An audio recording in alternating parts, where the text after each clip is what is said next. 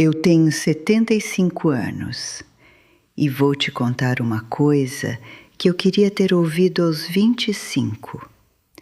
No Brasil, mais da metade das mulheres aposentadas vive com um salário mínimo do INSS.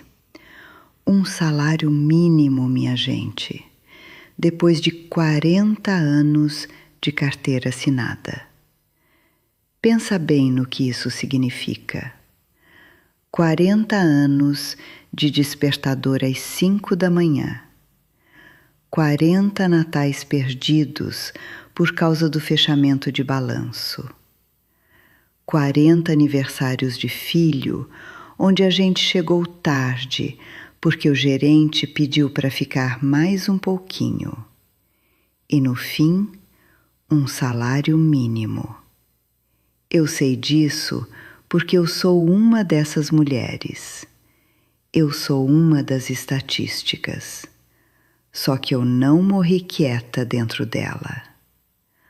Olha, eu vou te dizer uma verdade dura e eu peço perdão se machucar.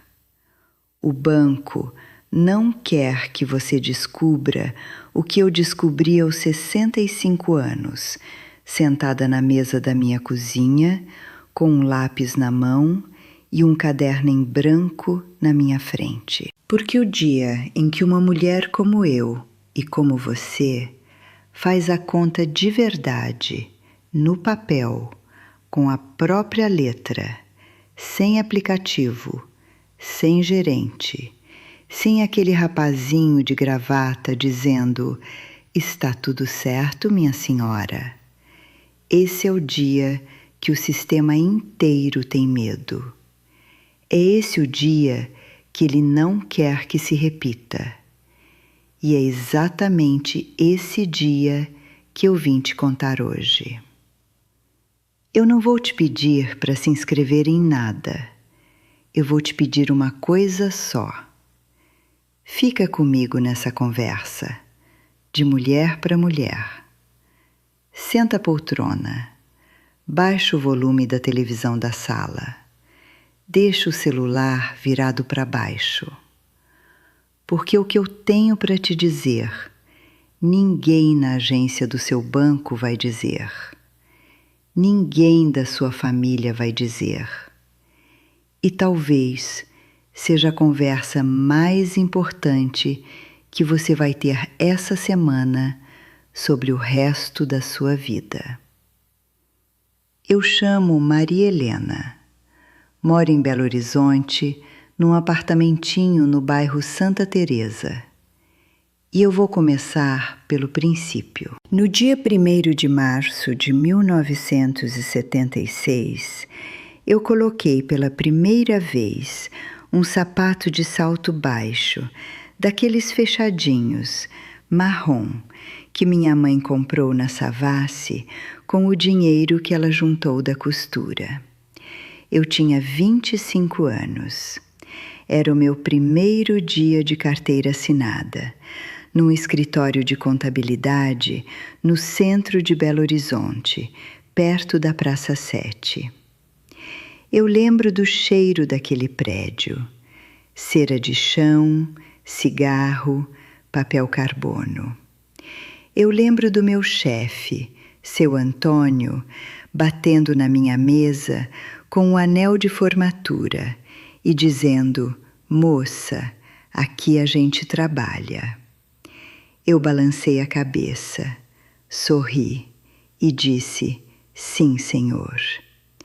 Naquela época, sabe, a gente acreditava de verdade, que se você baixasse a cabeça, se você não reclamasse, se você fizesse hora extra sem pedir, se você guardasse um pedacinho de cada salário na poupança da Caixa, no fim da linha tinha uma aposentadoria esperando, uma casinha quitada, um neto no colo, um descanso.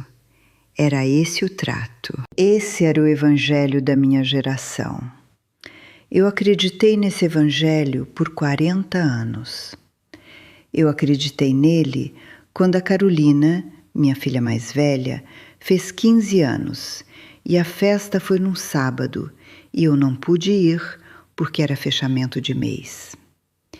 Eu acreditei nele quando meu pai morreu de infarte numa terça-feira e eu voltei para o trabalho na sexta porque a empresa estava com prazo apertado.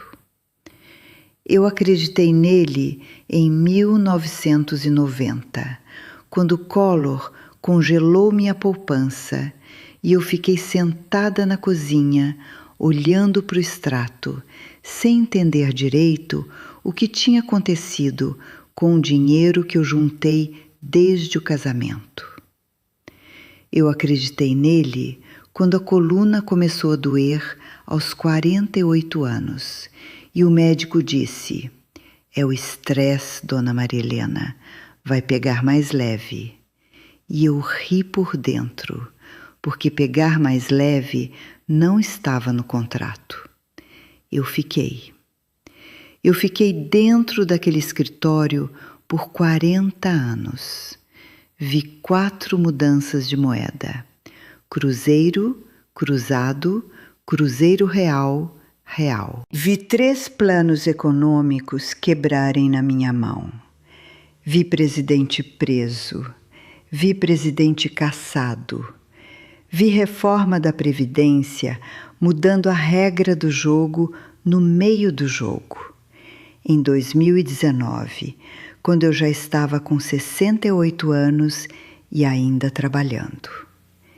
E aí chegou o dia, 22 de junho de 2015, sexta-feira. Minha festa de aposentadoria foi numa pizzaria perto da Rua da Bahia. Tinha balão, tinha bolo, tinha as meninas do departamento cantando aquela música ridícula do Now is the time to say goodbye. Eu sorri para todo mundo. Eu sorri para a foto. Eu abracei o seu Antônio, que agora tinha 70 e poucos anos e tremia um pouco a mão segurando o copo de guaraná. Eu voltei para casa de táxi naquela noite com uma sacola de presentes no colo e um envelope. Dentro do envelope, os extratos finais da minha previdência privada, do meu PGBL, da minha poupança, do FGTS que eu tinha sacado. Sentei na cozinha. Era quase meia-noite. Tirei o sapato, coloquei a água para o café e abri os papéis. Eu somei tudo. Com a calculadora primeiro. Depois, sem confiar na calculadora, eu peguei o lápis e somei de novo, no verso de um envelope. O número era 0. 0, minha gente. 40 anos. 0. Eu fiquei sentada lá até clarear o dia. Naquela manhã de sábado, 23 de junho, eu li uma coluna de finanças no jornal. Era um homem, claro, escrevendo. E ele dizia, de passagem, quase como uma piadinha, que as mulheres brasileiras se aposentam com, em média, 30% menos que os homens. 30%. Por causa dos anos que a gente para ter filho. Por causa dos salários menores. Por causa das interrupções. Por causa do trabalho que a gente faz em casa que não conta para nada. Eu li aquela frase 3 vezes e eu chorei. Mas não foi um choro de tristeza, não. Foi um choro de raiva. Porque ninguém, em 40 anos, sentou comigo e me explicou isso. Nenhum gerente, nenhum colega, nenhum chefe, ninguém. Na segunda-feira, eu fui no banco. No Itaú da Praça 7, onde eu tinha conta desde 1982. O gerente novo, um rapaz de uns 35 anos, me recebeu com aquele sorriso que eu aprendi a reconhecer. Aquele sorriso de "deixa que eu cuido, minha senhora". Ele abriu a tela do computador. Ele falou em fundo de investimento, falou em previdência complementar, falou em produtos para a terceira idade. E em algum momento ele disse, e eu nunca esqueci, ele disse: "A senhora não precisa entender tudo, é só assinar aqui". Foi nessa hora que eu entendi.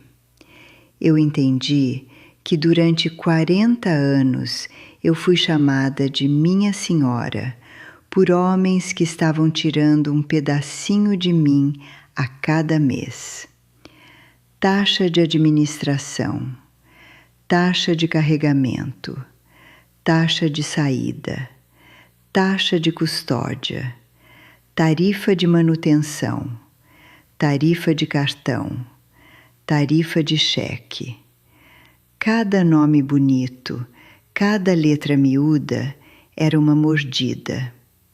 E ao longo de 40 anos, aquelas mordidinhas comeram a minha vida inteira. Eu peguei a bolsa. Eu levantei. E eu disse para ele, e eu lembro das palavras exatas, eu disse: "Moço, eu não vou assinar nada hoje. Eu vou pensar". Ele riu.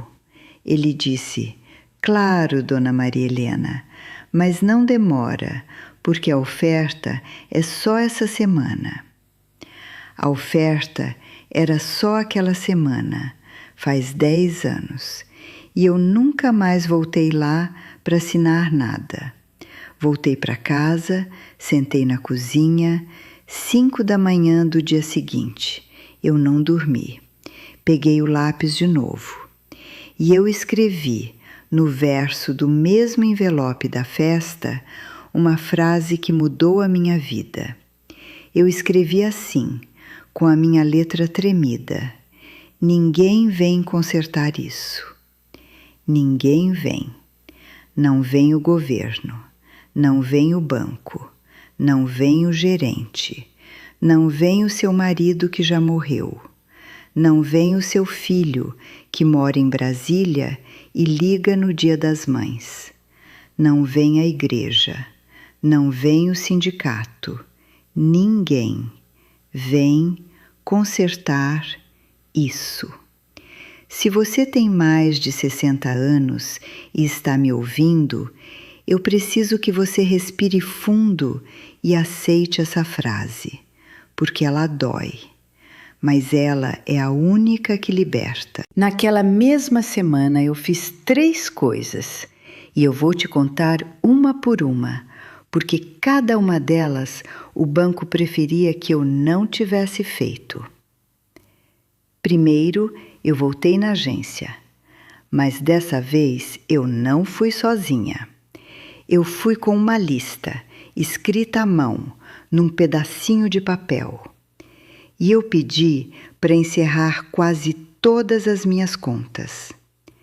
Eu cancelei o cartão de crédito que tinha anuidade, cancelei o título de capitalização que minha falecida tia tinha me convencido a fazer em 1998. Cancelei o seguro residencial que cobria coisa que eu nem tinha mais. Cancelei o consórcio que eu nem lembrava direito por que tinha entrado. E quando o gerente, agora vermelho na cara, me ofereceu uma coisa chamada empréstimo consignado para aposentado, uma coisa de hipoteca reversa que estava começando a aparecer, uma coisa de antecipação do 13º, eu olhei nos olhos dele e eu disse: Não, obrigada. 3 vezes. Não, obrigada. Não, obrigada. Não, obrigada. Sai de lá tremendo, mas sai inteira. Segundo, eu vendi a casa onde eu morei 32 anos, a casa onde meus 2 filhos cresceram, onde meu marido faleceu em 2011 de uma parada cardíaca no sofá da sala, vendo o Jornal Nacional. Aquela casa de 3 quartos no bairro Cidade Nova, com um quintal e a mangueira velha que dava manga rosa em janeiro. Eu vendi, por um preço justo, e comprei esse apartamentinho de 2 quartos aqui em Santa Teresa, com varanda pequena e janela para a rua. As minhas filhas choraram. Disseram: "Mãe, a senhora está fugindo das lembranças." Eu disse: "Filha, eu não estou fugindo de nada. Eu estou parando de pagar IPTU em quartos vazios." E terceiro, eu fui numa papelaria pequena na rua Aimorés, que ainda existe, graças a Deus. E eu comprei um caderno. Não foi um caderno qualquer. Foi um caderno de capa dura, preto, daqueles antigos, de contabilidade. Custou R$12. Eu comprei um lápis preto, número 2, e uma borracha. E eu voltei para casa e abri a primeira página. Na primeira linha, eu escrevi a data. E eu escrevi assim: café, R$2. Pão, R$3,50. Leite, R$6. E eu fechei o caderno. E eu falei, em voz alta, sozinha na cozinha: essa é a minha nova contabilidade. Essa daqui é a única conta que eu vou prestar para alguém. E esse alguém sou eu. Já se passaram 10 anos. Eu enchi 4 cadernos desses. O 5º está na mesa da cozinha agora, do lado do meu café da manhã. Toda manhã, antes do primeiro gole, eu anoto: o pão francês da padaria do seu Aldo, na esquina, R$2. O mamão, a manteiga, o queijo branco, o suco de laranja que eu mesma faço. Cada centavo. A lápis, para poder apagar se eu errar, mas eu quase nunca apago. Mas teve uma coisa que eu não consegui apagar nunca mais. Em 2021, eu tinha 71 anos. Eu estava descendo a escada do prédio, voltando da padaria, com a sacola de pão na mão. Eu não sei o que aconteceu. O joelho dobrou. Eu caí. Eu fraturei a bacia. Fiquei 3 meses na cama. Cirurgia, fisioterapia, aquela coisa toda. E foi nesses 3 meses, deitada, olhando para o teto branco do quarto de hospital, que uma coisa me veio com uma clareza que dói até hoje. Eu pensei na Carolina aos 15 anos, na festa que eu não fui. Eu pensei no meu pai, no enterro que eu cheguei atrasada porque parei para pegar um documento no escritório. Eu pensei no carnaval de 1985, que minhas amigas foram para Ouro Preto e eu fiquei porque tinha relatório. Eu pensei em todas as festas juninas da escola dos meus filhos, em todos os dias das mães em que eu cheguei correndo, em todas as madrugadas de Natal em que eu adormeci na cadeira da sala porque estava cansada demais para abrir os presentes. E eu entendi, deitada naquela cama, que o banco tinha me devolvido 0 centavo.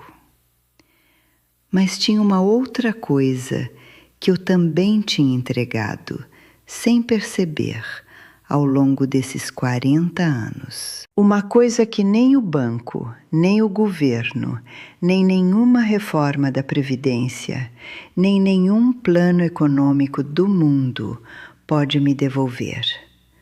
O tempo, os anos, aqueles momentos.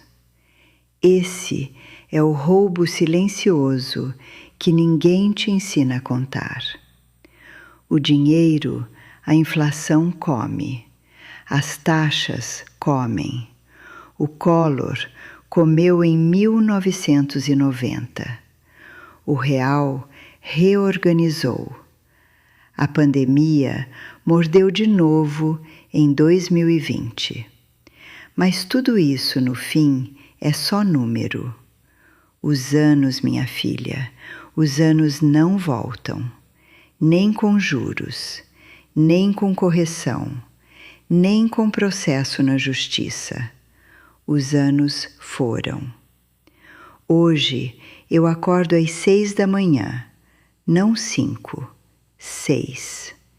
Eu coo o meu café no coador de pano, daqueles antigos, igual minha mãe fazia. Eu desço na padaria do seu Aldo, compro o pão quentinho, volto, sento na mesa da cozinha com a luz da janela entrando e eu abro o caderno. Anoto, tomo o café devagar, com uma mão, com um queijo. E eu fico ali um tempo, só ali, sem pressa de nada. Domingo, minha filha mais nova vem almoçar. Faz arroz, feijão, bife, salada de tomate. Meu neto, o Gustavo, tem 12 anos. Ele me pergunta da época que não tinha celular. Eu rio, eu conto.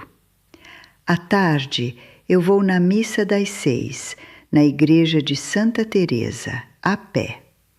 Conheço todo mundo pelo nome. Dona Lourdes, seu Joaquim, a Cleide, que trabalha na portaria do prédio do lado. Essa é a minha riqueza agora. Os nomes, as esquinas, o caderno. Se eu pudesse voltar e falar com a Maria Helena de 25 anos, com o sapatinho marrom novo, batendo o cartão de ponto pela primeira vez, eu diria 3 coisas. E são as mesmas 3 coisas que eu quero que você leve daqui hoje, se você ficou comigo até agora. A primeira, aprende a fazer a sua própria conta, com lápis, com papel, sem aplicativo, sem gerente, sem ninguém. Porque enquanto você não souber somar a sua própria vida com a sua própria letra, sempre vai ter um moço de gravata dizendo: "Está tudo certo, minha senhora." A segunda, diz não. Diz não no banco. Diz não no telefone quando ligarem oferecendo produto. Diz não para hora extra que não está no contrato. Diz não para esse pedacinho da sua vida que estão te pedindo de graça. Cada não que você diz hoje é um sim que você se dá amanhã. A terceira, e essa é a mais difícil, olha para os seus filhos, olha para sua mãe que ainda está viva, se tiver. Olha para sua amiga de infância que você não vê Faz 3 anos. Liga hoje, vai hoje, almoça hoje, porque dinheiro o banco até consegue te devolver, com sorte, com luta, com caderninho. Mas os domingos que não foram, esses não têm juros, esses não têm correção, esses não têm reforma de previdência que conserte. O tempo é a única moeda que o banco não consegue te devolver. E essa, minha gente, é a única moeda que importa.